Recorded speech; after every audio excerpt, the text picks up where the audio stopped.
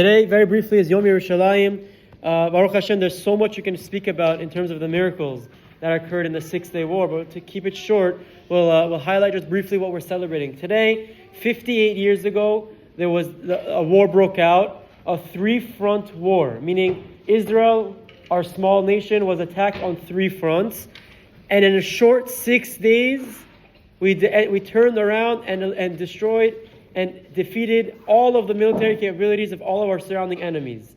Anyone who witnessed it with their eyes, the whole country knew it was a miracle. Anyone who reads it in history books also understands that there's a clear miracle. The military schools in the States, they reference that war, and they all explain that there was definitely some sort of divine intervention at play. Because statistically, militarily, there's no reason why, based on just numbers, why a nation like our nation, why Israel was capable of destroying and defeating the enemy. They had a lot of very smart military moves, but overall, it was obviously from the hand of Hashem. And on the third day, today is on the 28th day of Iyar, was when they finally liberated the Har HaBayit, Temple Mount, and Yerushalayim. Meaning after the Independence War until 1967, we did not have a capability to go into Ir Atikah. We couldn't go to the Kotel HaMaravi. That was not in the hands of Israel. We survived the Independence War, but we lacked the capability of going to Yerushalayim, Ir HaKodesh.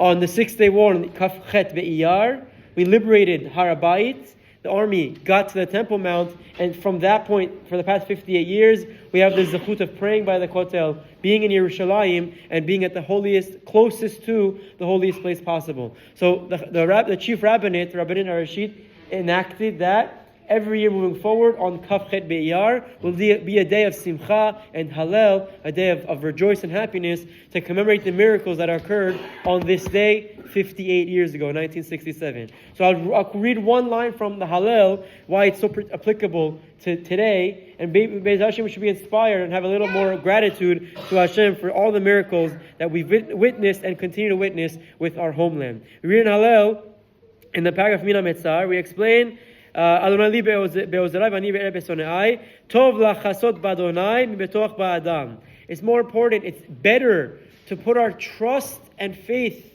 in Hashem than in any mankind.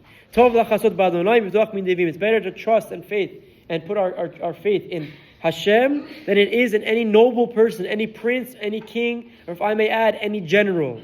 Kol goyim sevavuni. All of the enemies will surround me. Beshem Adonai ki amilam. But in the name of Hashem, we'll rise up and we'll defeat them and we'll continue. So this prophecy, some say, is talking about Milchemet Gog uMagog, but I think it's also applying to what we experience every day in our lives in the state of Israel, and particularly what we've experienced 58 years ago during the 6-day war. Kol goyim sevavuni. On all fronts, everywhere you looked, there was someone that wanted to kill us. Why? Because we were Jewish. Why? Because we lived in the land of Israel. But what? With the help of Hashem and the geniuses of the military, of the IDF, we had the zechut not only to survive, but expand in size. We reconquered more parts of Yehuda and Shomron, parts of the Golan, parts of the Sinai. We grew in size. Israel grew. Israel prospered. And we have to always remember where we owe the gratitude, where we go Lakar Tov. Baruch Hashem, Hashem enabled us to be the best army, best soldiers.